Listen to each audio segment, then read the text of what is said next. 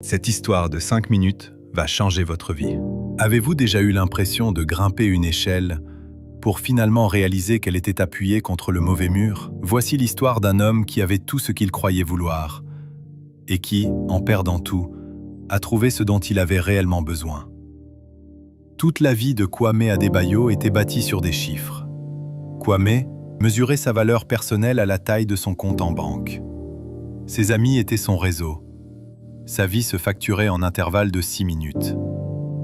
Depuis son bureau au 30e étage d'une tour de verre, il était un roi en costume sur mesure, un maître des transactions. Il n'était qu'à un pas de devenir le plus jeune vice-président de l'histoire de son entreprise.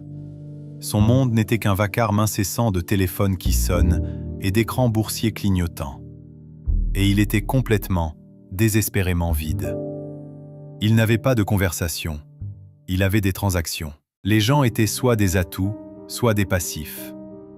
Depuis la fenêtre de son penthouse, il regardait les millions de lumières de la ville non comme des vies individuelles, mais comme un royaume qu'il était en train de conquérir. Puis tout s'est effondré.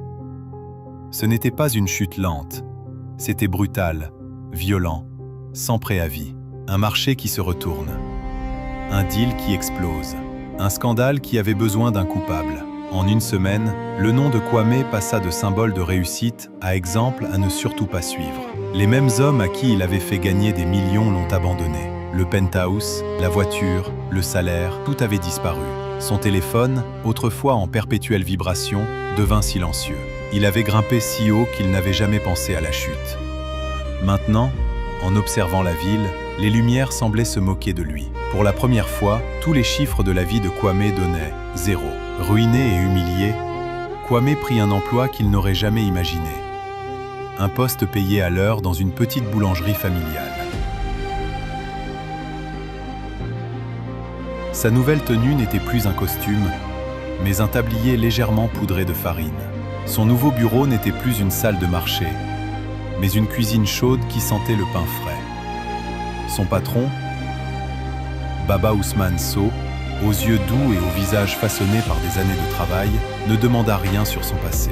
Il voulait seulement savoir si la pâte levait et si les fours étaient chauds. Kwame, qui avait autrefois dirigé des fusions à plusieurs milliards, ne savait même pas pétrir correctement. Il détestait la douleur dans son dos, la farine sous ses ongles et l'humilité crue de ce nouveau quotidien. Mais au fil des semaines, puis des mois, il apprit le rythme de la boulangerie, la paix silencieuse avant l'aube, le chaos chaleureux de la ruée du matin. Il commença à remarquer des choses qu'il n'avait jamais vues auparavant. Le visage d'une habituée s'illuminait devant sa pâtisserie préférée. Les petites attentions de Baba envers des clients seuls, la joie simple de créer quelque chose de ses propres mains. La grande révélation n'arriva pas comme un éclair. C'était plutôt comme un lever de soleil lent et discret. Un après-midi pluvieux, Amina Koné entra en courant, trempée et grelottante.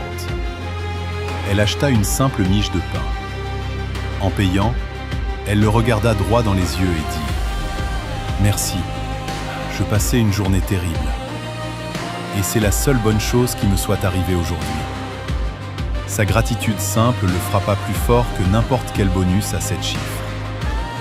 Il avait passé sa vie à courir après la valeur, pour finalement la trouver dans une transaction de quelques dollars. Il comprit soudain.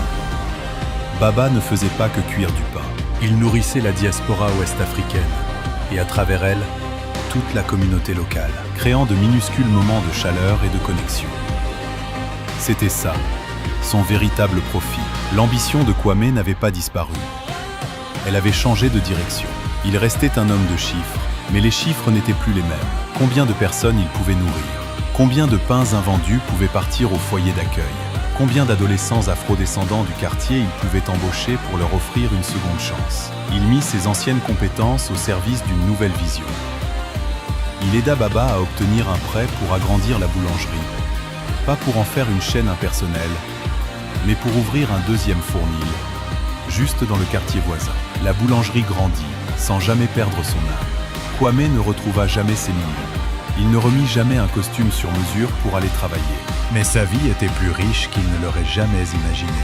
Son nouveau penthouse était un petit appartement au-dessus de la boulangerie et il sentait toujours le pain chaud. Sa véritable ascension n'était pas un retour au 30e étage, c'était de poser les pieds solidement sur terre, là où la vie se déroulait vraiment.